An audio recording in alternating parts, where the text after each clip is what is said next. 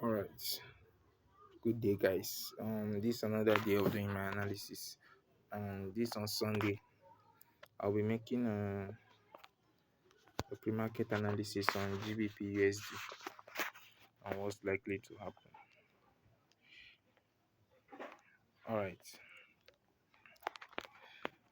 I'll start from the weekly. Going on the weekly time frame, this is what I see. I want to make this video not too long. So on the weekly time frame, we saw this trend line that was coming. This trend line, one touch, two touch, three touch, and the fourth touch, and we see this was a fake breakout over here. I don't use trend line analysis. I'm not a trend line trader, but I just use I add it to my conference. All right, so this was a fake breakout here before we finally saw this move that came with a very big bearish momentum, and the price traded into this fair value gap over here. Price traded into this weekly fair value gap and was able to push lower, breaking structure below. So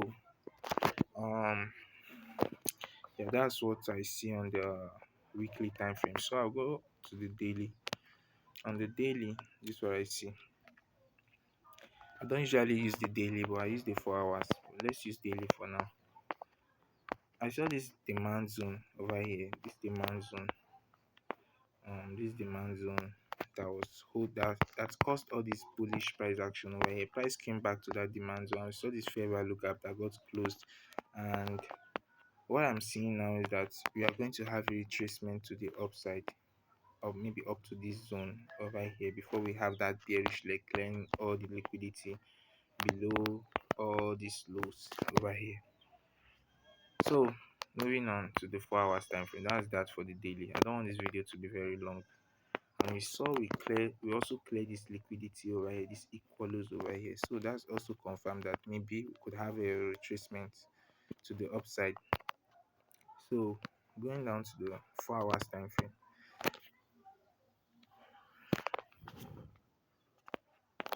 we don't have any bullish break of structure on this time frame. So after I'm done with my analysis on the 4 hours time frame, I usually go down to the 15-minute time frame. So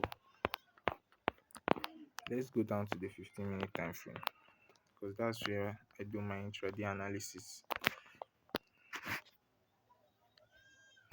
So on the 15-minute time frame, I have two zones that I'm monitoring here.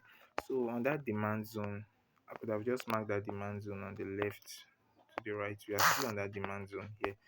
That also took liquidity, but as for now, we can see that we are having buyers taking control, because we saw this trend line, saw this inducement, break of structure, another trend line, inducement, break of structure. And if you were trading on Friday, you might have fought for this trap, because you saw this inducement over here, these lows that got taken, this mitigation, and it was New York open. So a lot of people could have been buying from this side, but price came, clear this liquidity, and push higher. But what I saw here again, after price after price cleared liquidity here, it also formed a trap here telling sellers to sell. And you see this trend line, this inducement, this liquidity grab. Some people might say, okay, this was a very bearish leg break of structure, and they were trying to sell on this zone, but price took them out, because this was the real inducement over here. And that's why I'm monitoring this zone right here, because it's a strong low, a strong demand zone, because it also took liquidity, and it was a time relevant. It was on New York. It also took all this smart money trap liquidity, and it's unmitigated. So that was my key time zone right there. That was the zone I'm monitoring.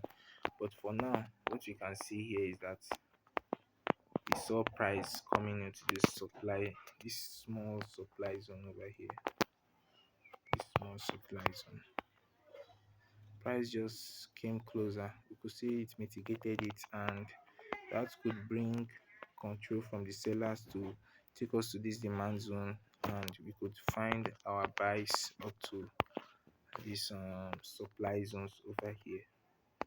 So these are the supply zone that I'm monitoring for now, not this one, not this one over here, not this one. But price could still react from any of these ones, but that's not the analysis for now. All right. So these are the buyers that I'm seeing, and we could also notice that when price came to this supply zone over here, this supply zone, price came to this supply zone, price could just still ignore all this demand zone over here because we are bearish, and any buys from all these zones could be a trap, if you understand what I'm saying. So price could just continue going bearish from here. So we are just going to wait for our relevant time for us to take the trade. Yeah, so I don't really have to go to the 5 minute time frame because I usually wait for um Asian sessions to read, but that's when I will go to the 5 minute and the 1 minute time frame and look for the traps and where I could find a potential entry. But right now, that's the analysis. Yeah, I hope you got something from this video. All right, thanks. One last thing I saw, you could also see this trend line forming. This is also strengthening this zone that I was talking about. You could also see this trend line forming.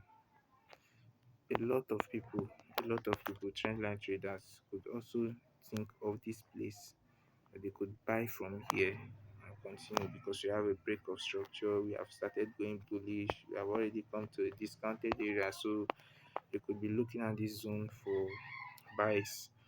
But for now, this is the other liquidity that I'm seeing. So that's for today. All right.